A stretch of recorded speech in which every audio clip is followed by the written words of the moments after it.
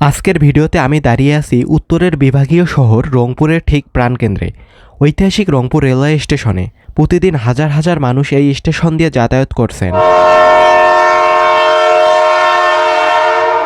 আসসালামু আলাইকুম সবাইকে, আমি তাসিন আছি আপনাদের সাথে। আপনারা জানেন কি এই স্টেশনের পেছনে রয়েছে 150 বছরের পুরনো এক ইতিহাস।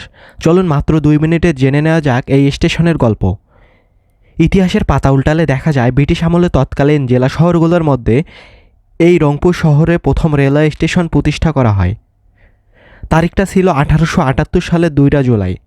সেই সময় ব্রিটিশ ব্যবসায়ীদের আনাগোনা আর নীল চাষিদের প্রসারের কারণে এই অঞ্চলের যোগাযোগ ব্যবস্থা উন্নত করা জরুরি হয়ে পড়েছিল। এমনকি এই স্টেশনের পার্শ্ববর্তী এলাকার নাম রাখা হয়েছিল রবার্টসনগঞ্জ, এক ব্রিটিশ ব্যবসায়ী রবার্ট ওয়াটসনের নাম অনুসারে। এরপর 1944 সালে এই স্টেশনের একটি বড় ধরনের সংস্কার করা হয়। বর্তমানে বুড়িমারি লালমনিরহাট পার্বতীপুর লাইনে এই স্টেশনটি একটি প্রধান প্ল্যাটফর্ম। ছোট একটি আইসল্যান্ড প্ল্যাটফর্ম, মোট 6টি রেললাইন সহ ঢাকা রংপুর রুটে জনপ্রিয় রংপুর এক্সপ্রেস ও কুড়িগ্রাম এক্সপ্রেস ছাড়াও প্রতিদিন বেশ কিছু লোকাল ট্রেন, অন্তনগর ট্রেন এই স্টেশন ছেড়ে যায়। রংপুর বিভাগীয় শহর হওয়ার পর থেকে এই ঐতিহ্যবাহী স্টেশনটিকে আরও আধুনিক এবং রিমডেলিং করার জন্য নানামুখী পরিকল্পনা চলছে।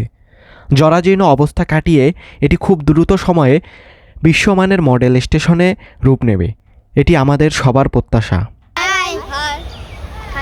তোমার নাম কি? অনন্ত। অনন্ত। তোমার নাম কি? নাহিদ। হ্যাঁ, এটা তোমার নাম কি? আমার নাম জয়ন্ত। তোমরা কোন ক্লাসে পড়ো? আমরা 4 পড়ে না। গাইস, এই যে আমার ছোট ফ্যান ফলোয়ার, গাইস লাইক করেন। ঠিক আছে, গাইস লাইক এন্ড চ্যানেলটিকে সাবস্ক্রাইব। রংপুরের এই ঐতিহাসিক স্টেশন নিয়ে আপনাদের কোনো স্মৃতি থাকলে কমেন্টে জানাতে ভুলবেন না। দেখা হবে পরের কোনো ভিডিওতে।